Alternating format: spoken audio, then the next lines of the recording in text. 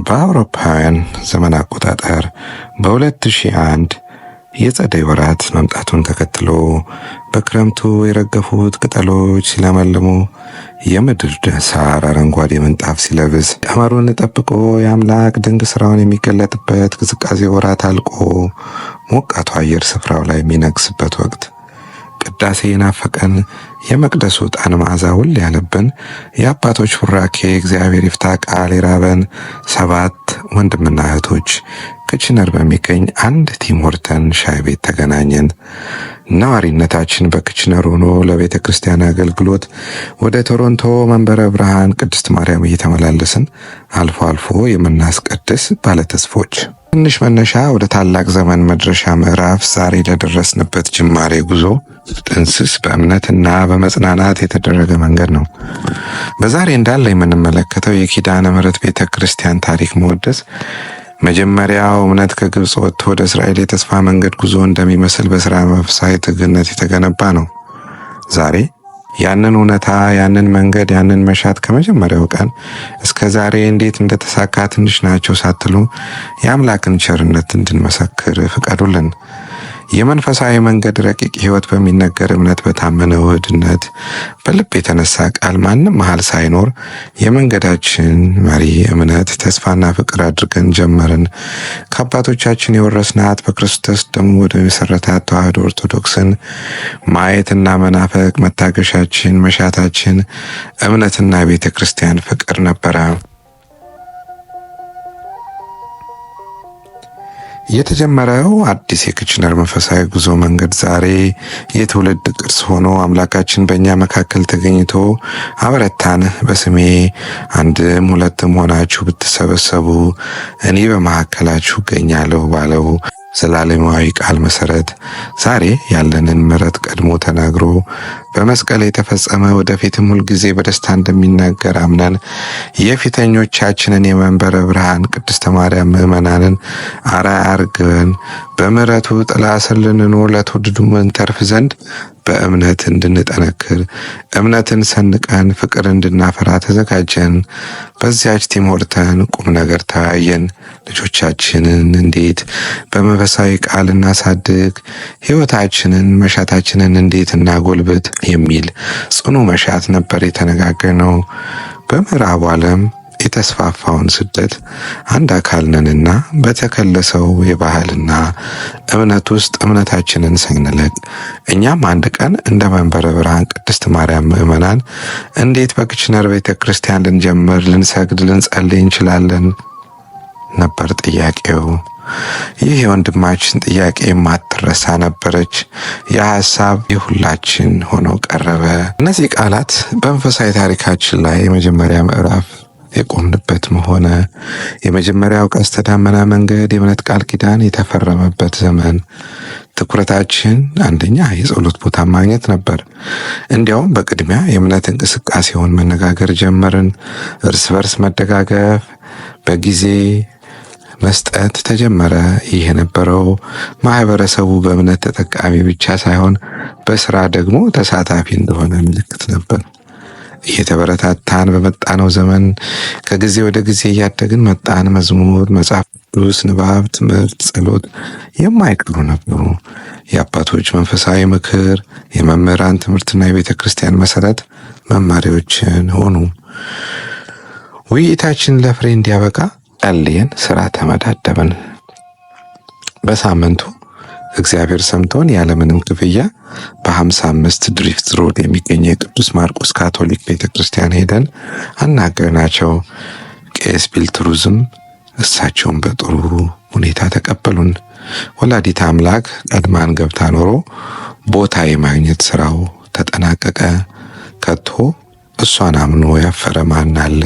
እሳቸው በፈቀዱ ሳምንት ዳግም ተሰብስበን ወደ አባታችን ሰብሳቢያችን አይዟችሁ ባያችን ያኔው ሊቀ ካህናት ምሳሌ እንግዳ የአሁኑ አባ ኃይለማርያም ቶሮንቶ ሄድን።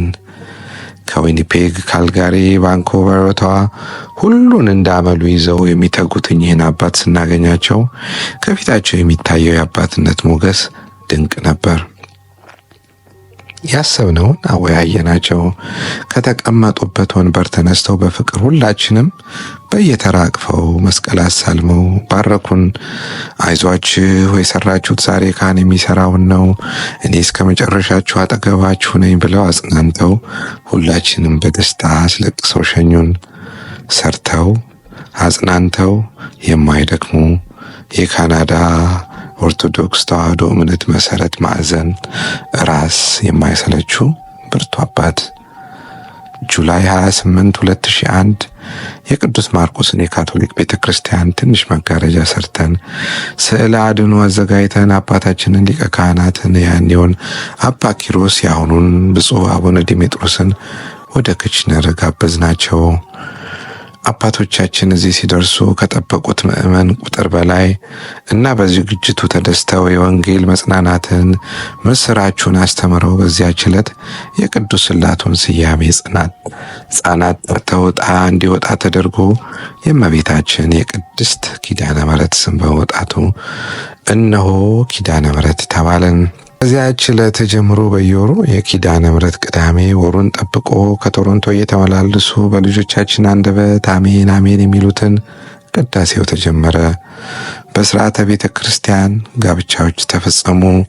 ሕፃናት ክርስትና ተነሱ፣ የታወኩ ተጽናኑ። የዲያቆኑ ታንሥኡ ለጸሎት አዋጅ በጆሮአችን ሰማ ነው። የዕጣኑን መዓዛ በአፍንጫችን አሸተት ነው። የካህኑን የእግዚአብሔር ይፍታ ቡራኬ ተቀበልን። ጎሳ ልቤ ቃለ ሰናይ ብለው ካህናችን የእመቤታችንን ቅዳሴ ሲቀድሱ እኛም ልቦናችን በሐሴት ተሞላች። በዚያች ዕለት ለመጀመሪያ ጊዜ በክችነር አሐዱ አብ ቅዱስ፣ አሐዱ ወልድ ቅዱስ፣ አሐዱ ውእቱ መንፈስ ቅዱስ ታወጀበት። ከተዘጋጀው ጊዜያዊ መጋረጃ አባ ወጥቶ በአራቱም ማዕዘን ክችነር ለመጀመሪያ ጊዜ ተባረከች። የራሳችን ሕንፃ እስኪኖረን የአምላክ ፈቃድ እስኪደርስ ግድ በመሆኑ ቅዱስ ጽላቱ በመንበረ ብርሃን ቅድስት ማርያም ካቴድራል በአደራ ተቀመጠ። እንደማንኛውም የክርስትና ጉዞ መከራ አለ። ፍራቻ፣ ልዩነት፣ ውሳኔ፣ ልዩ አመለካከት ተገኘ። አንዳንዶች ተሳተፉ፣ አንዳንዶች ተለዩን። ነገር ግን የመንፈስ ትውፊት አልተቋረጠም። የእውነተኛ የቤተ ክርስቲያን ምኞት እየተመሰከረ እየታየ የጨመረ መጣ። በእውነት የቤተ ክርስቲያን መንፈሳዊ መሰረት በዚያ ዘመን ተጠናከረ። የክርስትና ጉዞ መሰናክል ይኖረው ዘንድ ግድ በመሆኑ በወጀብ መሃል እግዚአብሔር መንገድ አለውና ወጀቡን አለፍን። ተአምር መስራት የማያልቅበት አምላክ ጋኑን በወይን ያስሞላች እናታችን ቅድስት ማርያም ለማያምኑ ትምህርት ይሆን ዘንድ ምልክቱን በእኛ አኖረች።